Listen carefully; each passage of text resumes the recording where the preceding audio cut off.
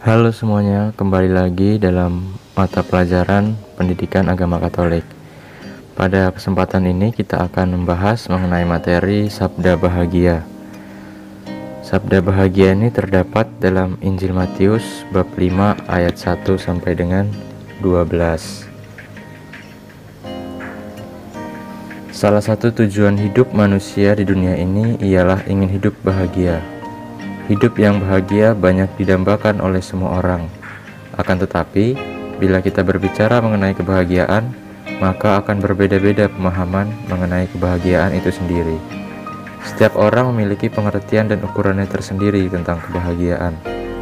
Dalam pembahasan mengenai materi Sabda Bahagia ini, kita akan dibawa untuk mengarahkan diri kepada kebahagiaan sejati di dalam Allah, bukan kepada kebahagiaan duniawi. Maka, mari kita lihat Sabda Bahagia dari Injil Matius untuk lebih memahaminya. Sabda Bahagia dari Injil Matius bab 5 ayat 1 sampai 12. Ketika Yesus melihat orang banyak itu, naiklah ia ke atas bukit, dan setelah ia duduk, datanglah murid-muridnya kepadanya. Maka Yesus pun mulai berbicara dan mengajar mereka, katanya, "Berbahagialah orang yang miskin di hadapan Allah, karena merekalah yang mempunyai kerajaan surga. Berbahagialah orang yang berduka cita, karena mereka akan dihibur. Berbahagialah orang yang lemah lembut, karena mereka akan memiliki bumi. Berbahagialah orang yang lapar dan haus akan kebenaran, karena mereka akan dipuaskan. Berbahagialah orang yang murah hatinya, karena mereka akan beroleh kemurahan. Berbahagialah orang yang suci hatinya, karena mereka akan melihat Allah. Berbahagialah orang yang membawa damai, karena mereka akan disebut anak-anak Allah. Berbahagialah orang yang dianiaya oleh sebab kebenaran, karena merekalah yang mempunyai kerajaan surga. Berbahagialah kamu, jika karena aku kamu dicela dan dianiaya, dan kepadamu difitnahkan segala yang jahat. Bersukacitalah dan bergembiralah, karena upahmu besar di surga. Sebab demikian juga telah dianiaya nabi-nabi yang sebelum kamu." Nah, itulah ucapan bahagia atau sabda bahagia yang terdapat dalam Injil Matius bab 5 ayat 1 sampai 12. Jika kita melihat ucapan bahagia atau sabda bahagia dalam Injil Matius, mungkin sedikit terasa aneh karena kita melihat bahwa dikatakan berbahagialah orang yang miskin, berbahagialah orang yang berduka cita. Agak sedikit aneh mungkin bagi kita semua, kok orang miskin dan orang berduka cita itu disebut berbahagia. Nah, mari kita lihat mengapa demikian. Biasanya orang bahagia karena situasi dan kondisinya sungguh-sungguh menyenangkan dan membawa kebahagiaan. Misalnya mendapatkan prestasi yang baik, tentu pasti akan bahagia. Tetapi jika kita sedang berduka cita, kok disebut berbahagia, itu kenapa? Mari kita lihat materi pada sabda bahagia ini. Pertama-tama, yang bahagia adalah orang yang sepenuhnya menyandarkan hidup kepada Allah. Nah, dalam konteks sabda bahagia, yang berbahagia adalah orang yang menyandarkan hidupnya kepada Allah, sehingga kebahagiaan tidak didasarkan pada hal-hal yang duniawi.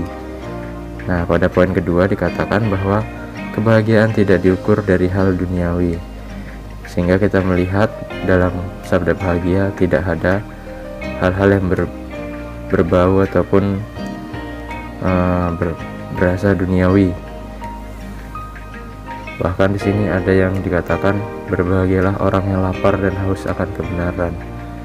Ada juga yang mengatakan berbahagialah kamu yang dicela dan dianiaya. Nah, itu kan bukan hal yang duniawi sekali. Tetapi mengapa disebut bahagia? Karena orang tersebut sepenuhnya menyandarkan hidup kepada Allah, sehingga kebahagiaan dilihat dari bagaimana cara orang tersebut memandang kebahagiaan. Pada poin ketiga, dalam sabda bahagia, kebahagiaan tidak dilihat dari situasi dan kondisi yang dialami oleh seseorang, melainkan kebahagiaan dilihat dari bagaimana sikap orang tersebut mengarahkan dirinya kepada Allah. Inilah yang disebut dengan kebahagiaan sejati. Kebahagiaan yang sifatnya tidak sementara saja. Kemudian pada poin keempat, Kebahagiaan sejati ada di dalam Allah. Maka arahkanlah segala usaha kita kepada Allah untuk memperoleh kebahagiaan yang sejati. Nah, kebahagiaan sejati hanya ada di dalam Allah. Jika kebahagiaan-kebahagiaan yang bersifat duniawi itu sifatnya hanya sementara saja, bukan sebagai kebahagiaan yang sejati. Maka kita diajak melalui sabda bahagia ini untuk mengarahkan diri kepada Allah, di mana di dalam Allah kita memperoleh kebahagiaan yang sejati.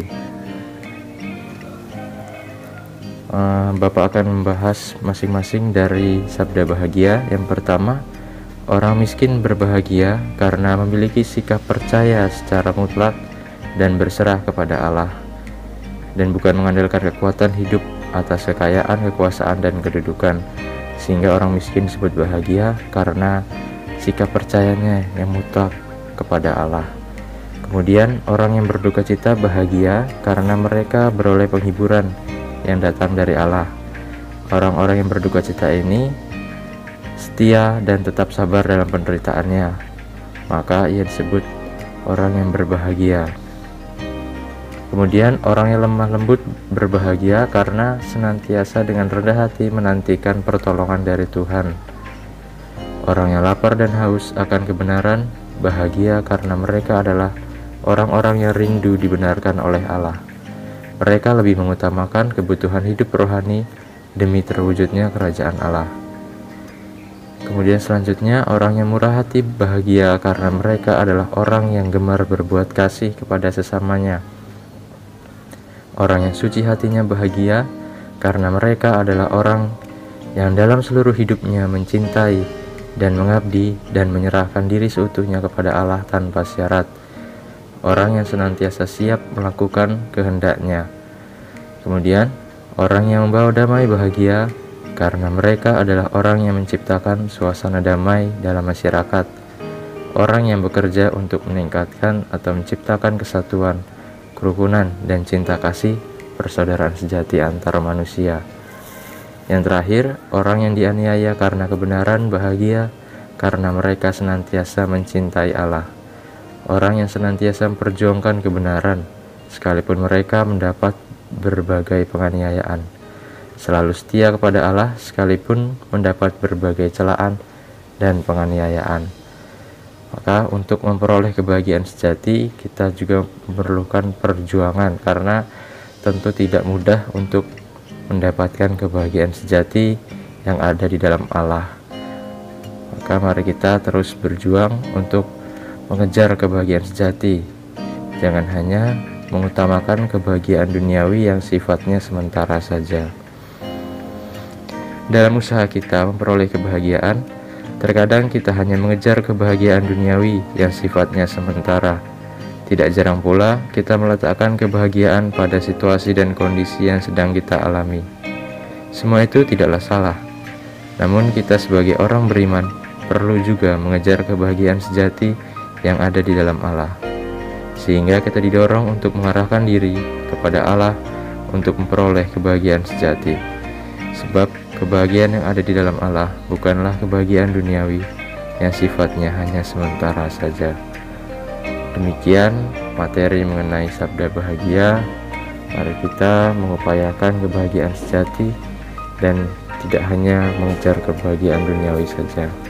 Terima kasih, Tuhan memberkati kita semua.